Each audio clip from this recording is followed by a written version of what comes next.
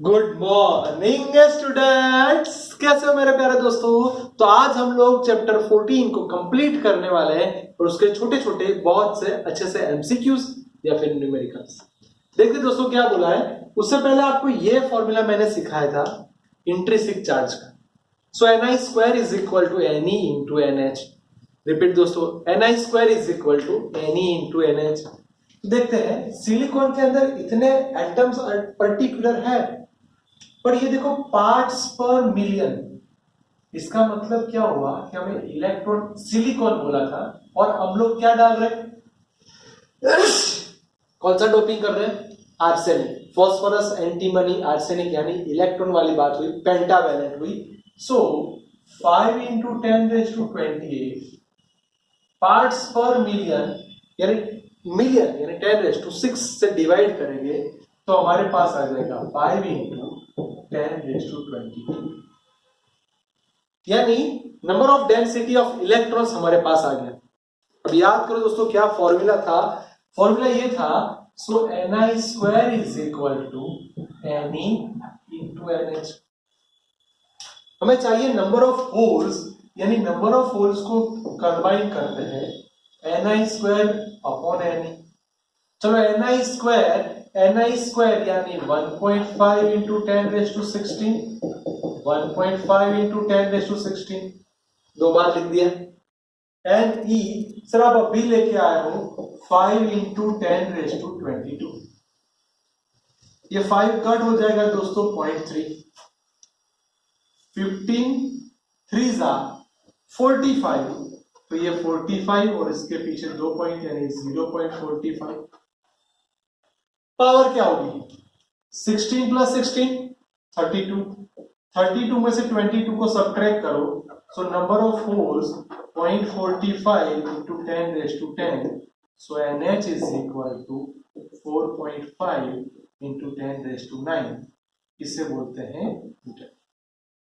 अब देखो ध्यान से देखो दोस्तों, ये आपको होल की डेंसिटी मिली, ये आपके पास इलेक्ट्रॉन की डेंसिटी थी। आप देख के ही पता चल जाता है आपको कि यहाँ पे Ne ग्रेटर देन NH है। Number of electrons is greater than number of holes, यानी ये इनडायरेक्टली एन टाइप वाला सेमीकंडक्टर्स हुआ। वही चीज हम लोग 8 नंबर में करने वाले हैं, पर यहाँ पे क्या बोला है दोस्तों, 1 मीटर क्यूब में ऑलरेडी इतने एटम्स हैं, कोई बात नहीं। आपने क्या किया, आर्सेनिक भी डाला, इंडियम भी डाला। अब दोनों की पावर में डिफरेंस है, तो मैंने क्या सही सोचा, n इज इक्वल टू बड़ा माइनस छोटा। डोनर ज्यादा है, इसका मतलब आर्सेनिक के एटम ज्यादा हुए, इसको लिख रहा हूं 5 इंटू 10⁻22 माइनस 5 इंटू 10⁻20। इसका मतलब दोस्तों पहले दोनों की पावर सेम करनी पड़ेगी, तभी हम लोग इजीली सब्ट्रैक्ट कर पाएंगे। तो मैंने 22 में से 20 किया, 2 0 इधर ला दिया, इसका मतलब Ne is equal to 10⁻20 common 500 minus 5, यानी 495 इंटू 10⁻20। बोलो आपको Ne मिल गया। अब कुछ नहीं करना है, बस फॉर्मूला पुट करना है। क्या था formula, Ni square is equal to Ne into NH। So NH find करना है, तो NH is equal to Ni square upon Ne। दोस्तों Ni स्क्वायर जो आप जानते हो, आपके पास वैल्यू ये रही 1.5 into 10⁻16, repeat 1.5 into 10⁻16 divide by 4.95 into 495 into 10⁻20। दोस्तों इसका भी आंसर आपने अभी बोला, अप्रोक्सीमेटली 4.5 इंटू 10⁻9 के नजदीक आएगा। अब यहां भी आप देखो किसकी वैल्यू ज्यादा है, इलेक्ट्रॉन की ज्यादा है कि होल की ज्यादा है, इलेक्ट्रॉन की ज्यादा है, यानी ये भी इनडायरेक्टली एन टाइप वाला ही सेमीकंडक्टर बनेगा। मजा आ गया सर, दोनों न्यूमेरिकल्स पक्के हो गए। अब ये दो न्यूमेरिकल्स में आपको फॉर्मूला ऑलरेडी दिया है, बस आपको प्रैक्टिस करनी है। जैसे कि आपको एनर्जी गिव दे दी, आपको बोला कि नंबर ऑफ यानी इलेक्ट्रॉन डेंसिटी या होल डेंसिटी इतनी है, इसमें से कौन सा मटेरियल ज्यादा कंडक्टिविटी वाला होगा, तो हमें सिग्मा का फॉर्मूला पता है, sigma is equal to mu Ne यानी यही चीज को मैं थोड़ा कॉम्प्लिकेटेड लिखूं तो सिग्मा प्रोपोर्शनल टू n। ये सब दो चीज हो गई। अब आप एक काम करो, इससे आपको पता चल गया sigma 1 upon sigma 2 is equal to n1 by n2। तो मैं यही फॉर्मूला n1 के लिए लिखता हूं, n naught exponential minus eg 2kBT1। यही फॉर्मूला n2 के लिए, n naught exponential minus eg 2kB2। अब दोनों का रेशियो ले लो, आपका काम बहुत आसान हो गया। यानी sigma 1 by sigma 2, so n1 by n2। चलो दोस्तों, n1 की value n naught exponential minus eg by 2kBT, n naught exponential minus eg by 2kBT2 2kBT1। दोस्तों n नॉट कट हो गया, सिग्मा 1 अपॉन सिग्मा 2। यहां पे ध्यान से देखना, एक्सपोनेंशियल, आपको पता होगा ये वाला टर्म माइनस है तो इसका तो टर्म माइनस ही रहेगा, पर ये डिनोमिनेटर ऊपर जाएगा तो माइनस माइनस प्लस हो जाएगा, यानी प्लस आप लिख सकते हो eg अपॉन 2kBT2।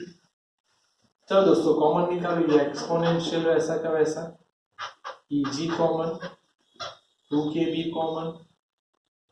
ये प्लस वाला पहले लिखते हैं, माइनस वाला बाद में लिखते हैं, यानी आपको कैलकुलेशन में इजी हो जाएगा। ये एक्सपोनेंशियल, eg को कुछ नहीं करना है, सभी वैल्यू पुट कर दो। चलो eg की वैल्यू आपको क्या है 1.2, kB यानी बोल्ट्जमैन कांस्टेंट की वैल्यू इलेक्ट्रोवोल्ट में आपको दी हुई, याद रखना पड़ेगा 8.6 इंटू 10⁻⁵, 1 अपॉन 300 माइनस 1 अपॉन 600। अब क्या हुआ, अब सिंपल सी बात दोस्तों, बहुत शांति से इसका कैलकुलेशन करो। एक्सपोनेंशियल मैं अगर इसका रफली कैलकुलेट करता हूं तो 0.6, 8.6, ये -5 ऊपर जाएंगे तो +5। दोस्तों आप इन दोनों को देख के समझ गए होंगे कि अगर इसमें से हम लोग 300 कॉमन निकाल दे तो 1 माइनस 1/2 बचेगा। बस इसका कैलकुलेट कर दो दोस्तों, यानी आपको एक्सपोनेंशियल के अंदर कोई वैल्यू मिलेगी। चलो फास्ट इसका कैलकुलेशन कर दो, आपको यहां पे कोई वैल्यू मिलेगी जो आपको सपोज 11.6 मिली।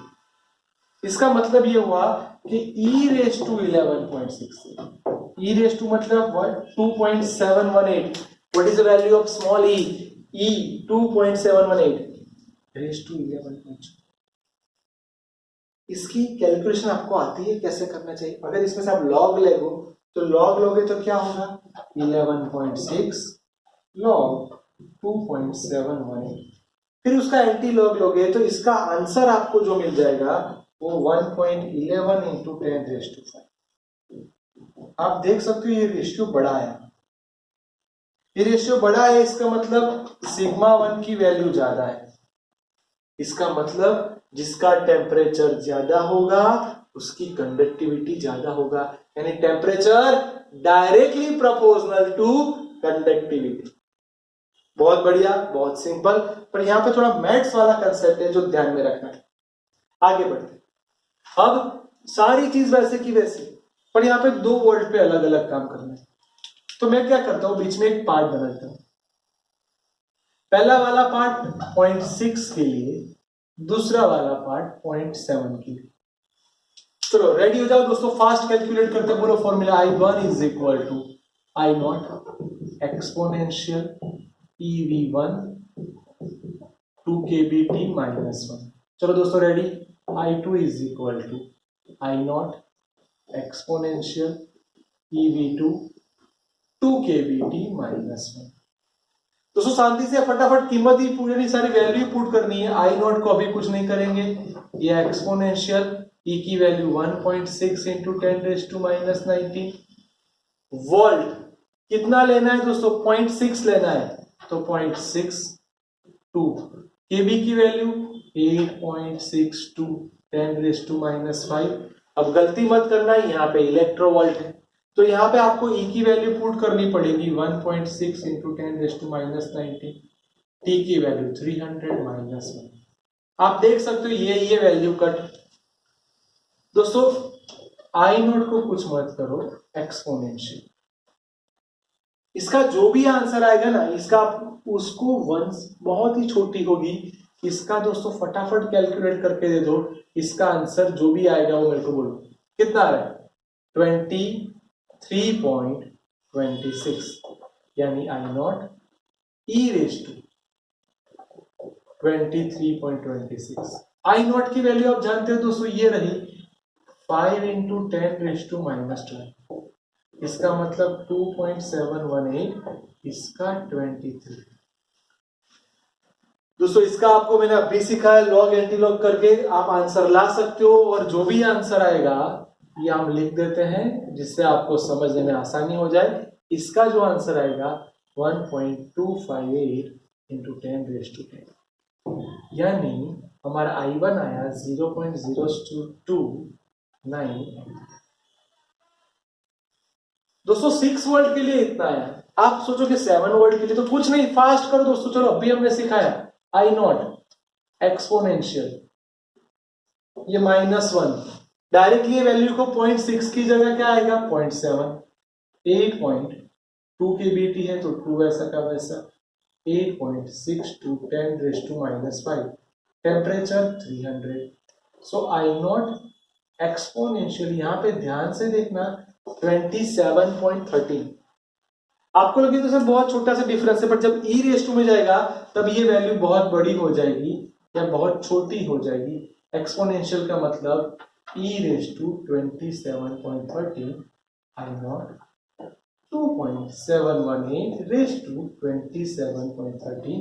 आई नॉट की वैल्यू दोस्तों आप सबके पास अवेलेबल है, इसका फटाफट कैलकुलेट कर दो 6.07 इंटू 10⁻11।